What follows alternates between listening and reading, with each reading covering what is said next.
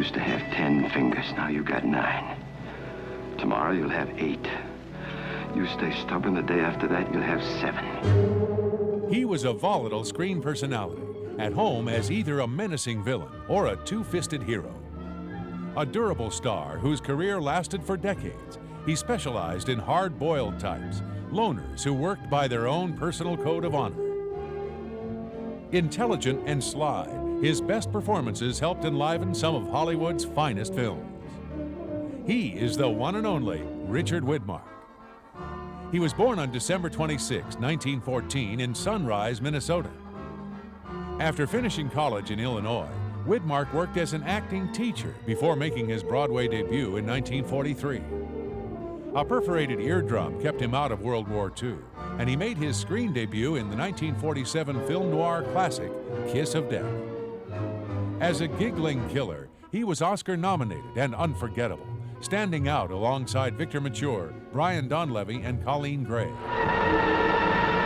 Hoping to avoid being typecast as villains, Richard next portrayed a pilot seeking redemption in Slattery's Hurricane. What are you doing? Where do you think you're going? I'm taking the plane out. No, you're not. Look, Frank, you and I get along fine. The plane stays here. Okay, Frank. I used to think you were a man, Will. I don't care what you do to yourself or what you've done to me, I asked for it. What you're doing to Hobby and Aggie is rotten. Are you through? Yes, I'm through. Then hate me outside, will you? I'm tired. Well, Laura, she kisses just like a little girl. Well, that ain't the way I kiss, that's for sure. Kiss me again, honey. Why, sure enough, shouting in ribs. Well, you shouldn't have come. I had to. You knew I would, didn't you? Well, you promised me. You can't hold me to that. Well, please. His two loves, Veronica Lake and the stunning Linda Darnell, played a large part in this interesting drama, co-written by Herman Wouk. For 1951's The Frogman, Widmark was fully heroic at last as the leader of an underwater demolition squad. From top secret records, filmed with the cooperation of the Department of Defense, comes the thrilling story of these fin-footed, goggle-eyed, beach-blasting heroes. They fight like men from another world, but they've got Brooklyn, Texas, and Missouri written all over their hearts. You're a brave man, all of you are. You wouldn't be in this outfit. Nobody questions that. But your kind of bravery comes 10 cents a dozen and isn't worth a hoot more when the chips are down. And the chips were down on that deal. What's up? We've been hit by a torpedo. Port side aft, sir. Take it easy, kid. We'll get you out of here. Know anything about torpedoes, sir?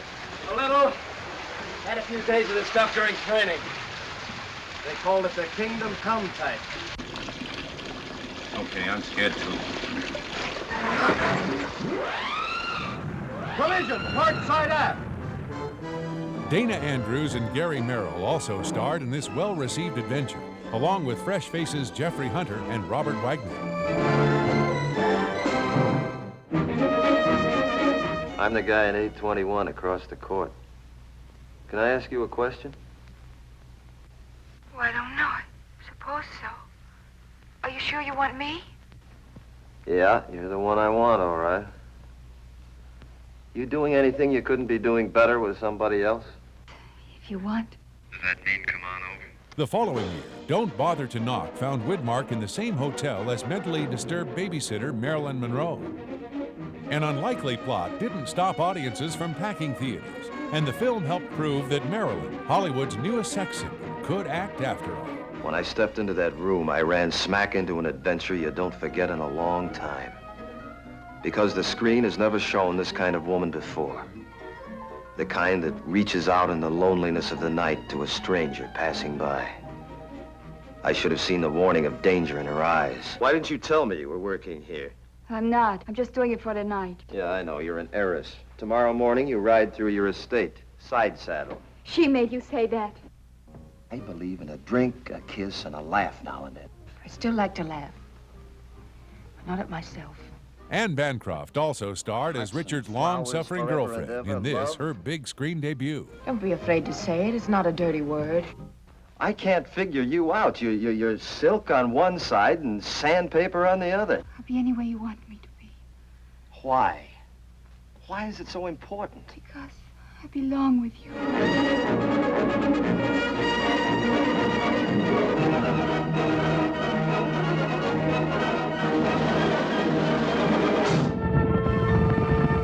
In 1953, Destination Gobi put the actor back in uniform for a most unusual World War II adventure.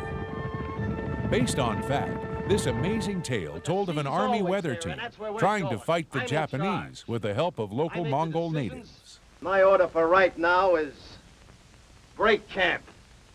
And so began this most amazing of amazing stories, when the Navy launched a caravan in the desert, a horde of wild Mongol tribesmen, their only allies. What are American sailors doing in the desert? We were sending weather reports from neutral territory. Who else was sending these reports? Where are they? How many are left? You talk! You tell us all about weather teams. My name is Samuel.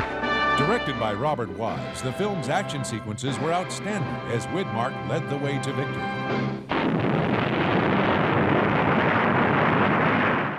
Hell and High Water gave fans more military adventure, with writer-director Sam Fuller behind the camera. Widmark commanded a submarine this time, trying to sniff out a communist plot that could have explosive consequences. CinemaScope's astounding anamorphic lens takes you from London to the China coast, from Paris to Tokyo Bay, from Vienna to the atomic Arctic, with excitement raging every breathless mile of the way. Oscar-nominated special effects and a typically powerful performance from the star helped make this one a hit at the box office. One woman and 29 men who went through hell and high water on the strangest mission ever told.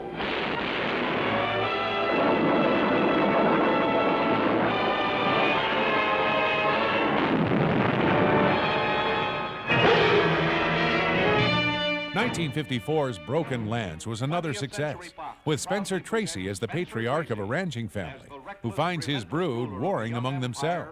Richard Widmark as the fierce firstborn son, first to scheme, first to kill. Did you ever ask me how I'd like an Indian stepmother after Ma died? Widmark, Robert Wagner, Hugh O'Brien, and Earl Holliman were the siblings fighting for their piece of the family fortune. The film also found Richard back as a bad guy, playing the firstborn son with a bitter grudge against his proud father. With an Oscar-winning story and superlative performances, the picture was a critical and financial success. Broken Lance.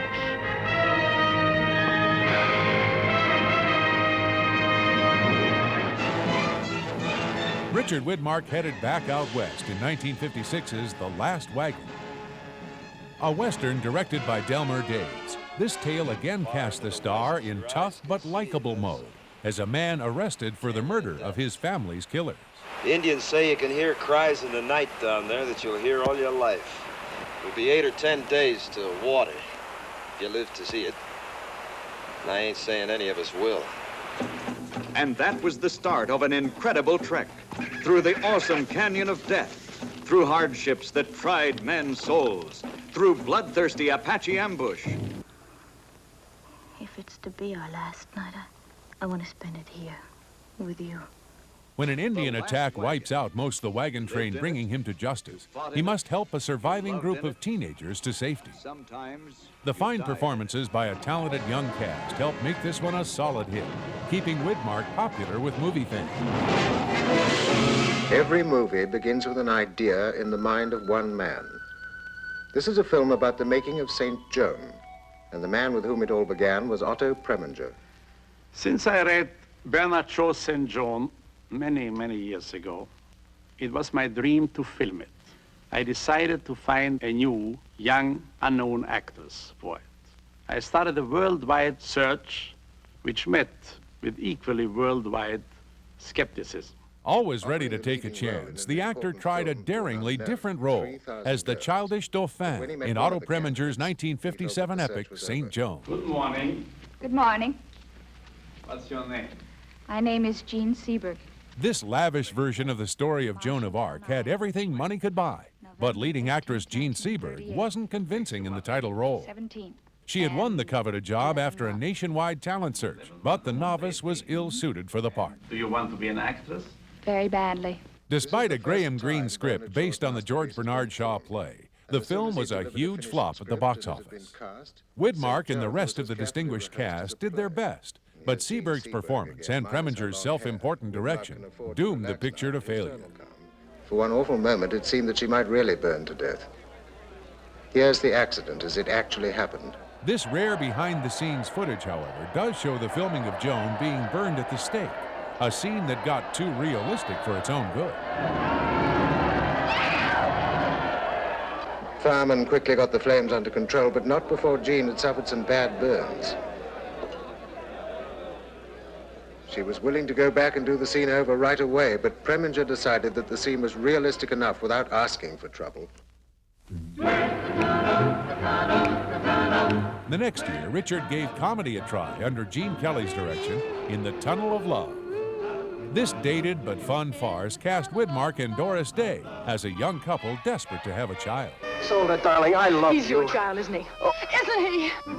How can Dick Widmark convince Doris Day that the baby who looks exactly like him is their baby when she knows she didn't have it?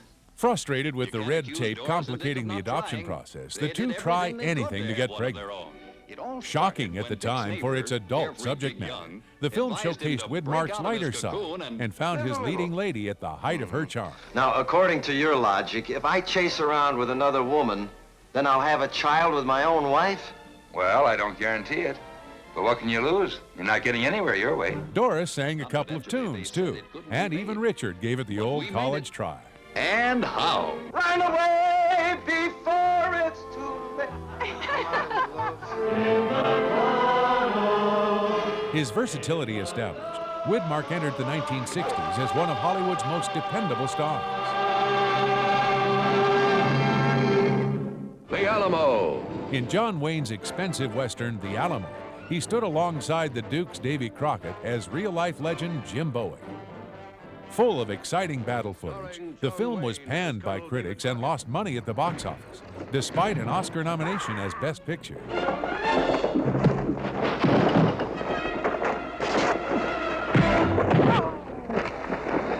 Well, thanks, friend. If you don't insist on having them to yourself, I'll give you a hand. Pleasure, friend. You must be Jim Bowie. Well, excuse me. All occupants of the mission will leave at once. If this order is not followed with dispatch, there will be no quarter given.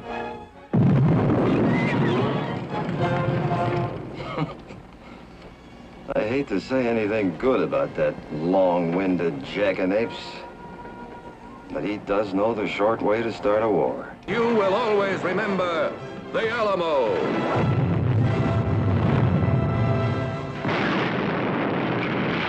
Then he gave a fine performance in one of the most critically acclaimed films of the decade.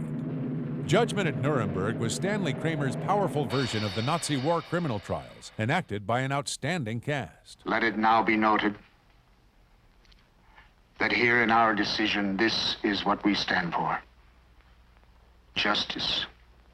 Spencer Tracy was the presiding judge, with Widmark as the hard-nosed prosecutor who wants the Germans held responsible for their actions. I'm gonna go the limit. And not you, not the Pentagon, not God on his throne is gonna make me do anything. You're talking to? Who the hell do you think you're talking to? It is easy to condemn the German people to speak. Maximilian Schell won an Oscar as the passionate defense attorney, with Burt Lancaster, Judy Garland, Marlene Dietrich, and Montgomery Clift making the most of their small roles. I feel it is my duty to point out to the tribunal that the witness is not in control of his mental processes. A rousing critical and financial success, the film was another intelligent move for Widmark.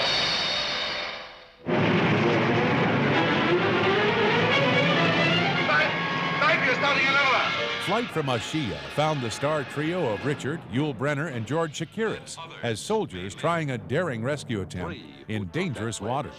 Colonel Glenn Stevenson, embittered by a deep and burning hate that memory refuses to erase. Takashima, you can't save them all. You can't save the whole world. Now listen, Takashima, listen good. I will not risk the lives of my crew just to prove I don't hate Japanese. An ambitious American-Japanese co-production, the film boasted state-of-the-art special effects, but a flashback-loaded script sank the talented cast. I knew I hadn't seen you around Manila. I got a lousy memory for names, but I never forget a leg. Pete. No, I didn't. I looked.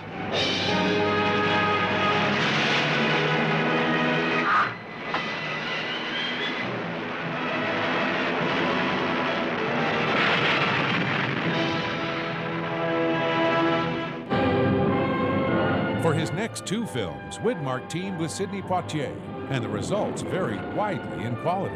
Long will you remember the men and the might of the long ships, searching and slaughtering for the great golden bell that rang its challenge throughout the world. 1964's The Long Ships cast Richard as a daring Norse warrior, fighting Moorish ruler Sidney for an ancient golden bell.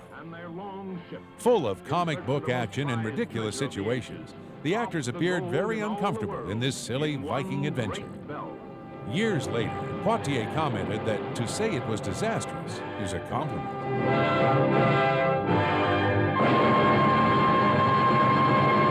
Bedford can inflict more damage in 10 minutes than the entire United States Navy caused in World War II. The Bedford Incident. The Bedford Incident, released in 1965, was a much different story. This tense, white-knuckle Cold War thriller starred Widmark as the ruthless commander of a nuclear submarine in the North Atlantic. I'm proud to be an old-fashioned patriot, and I'd destroy any enemy if it meant saving my country. Now, what in the hell is wrong with that? Sidney Poitier as the correspondent who has never covered a story like this. Poitier was along for the ride as a reporter, with James MacArthur and Martin Balsam also appearing. James Poe provided a fine screenplay for this underrated film. It's the in-picture of the year, The Bedford Incident. Alvarez Kelly was a Civil War Western that matched rebel Richard against cattle driver William Holden. The stars were well paired, but critics agreed that Widmark's nasty portrayal really stole the show.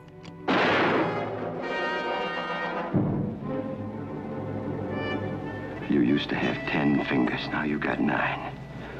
Tomorrow you'll have 8. You stay stubborn, the day after that you'll have 7. Two men who shared nothing except the same war, the same woman, and the same wild hate for each other. The film certainly did prove that Richard had lost none of his skill for playing bad guys. Damn that Madigan. Madigan. Just call me Dan. What the hell do you care about Dan Madigan? Widmark was heroic again in the title role of 1968's acclaimed police drama, Madigan. The story? The story is the city. 7, 8 million people. Conflict, tension, crimes. Drop the gun, Rocky. You're out of your mind, finished. I said tell him to drop the gun!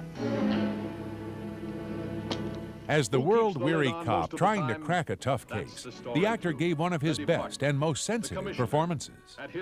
Henry Fonda was also excellent as the police commissioner under pressure of his own. This realistic film greatly benefited from extensive location shooting in New York City, and director Don Siegel kept the pace moving. Now be a good boy and drink your milk. What the hell with these guys? Let's go.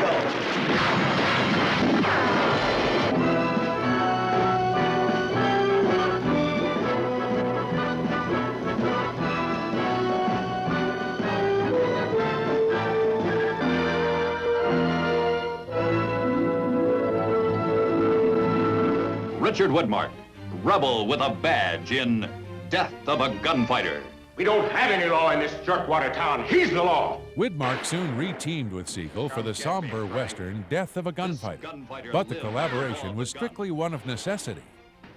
The film was started by Robert Tottenham, but the star couldn't work under his plotting direction. I want to marry you. After all these years, why are you just asking me today? I tried my damnedest not to kill him. Does it matter? It matters that you believe me. Isn't it more important that they believe you? I don't care what they believe. He called in Siegel, who finished the remainder of the movie in 9 days. The mix of directing styles didn't help, and the movie bombed at the box office. However, it was the screen debut of the infamous Alan Smithee, the name used when no director wants to claim credit for a film. Now, a motion picture that probes further into the mysteries of the occult that any has dared before. 98% of so-called Satanists are nothing but pathetic freaks who get their kicks out of dancing naked in freezing churchyards.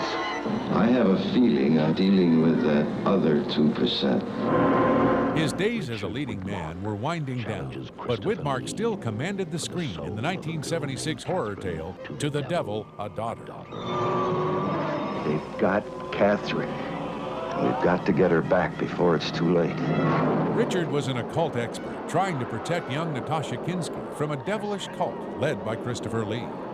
You are warned. The actors, including co-stars Honor Blackman and Denholm Elliott, were all fun, but bumpy pacing kept this terror fest from truly scoring. It became best known for a Kinski nude scene and for being the final horror film from Britain's famous Hammer Studios.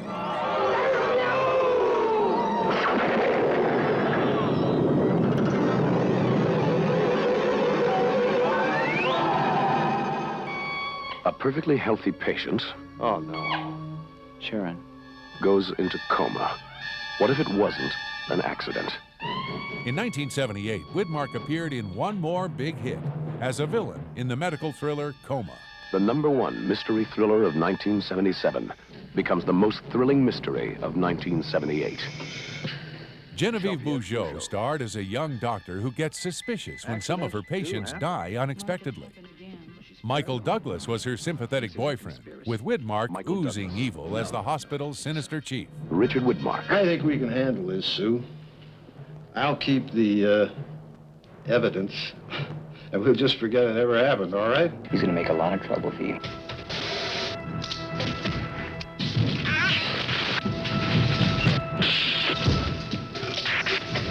Somebody is getting away with murder. Coma. 3 escaped convicts, led by a former general in the Air Force, Lawrence Dell, penetrated an ICBM launch center near Malmstrom. For the remainder of his career, Richard usually appeared as figures of authority in films like Twilight's Last Gleaming and The Swarm.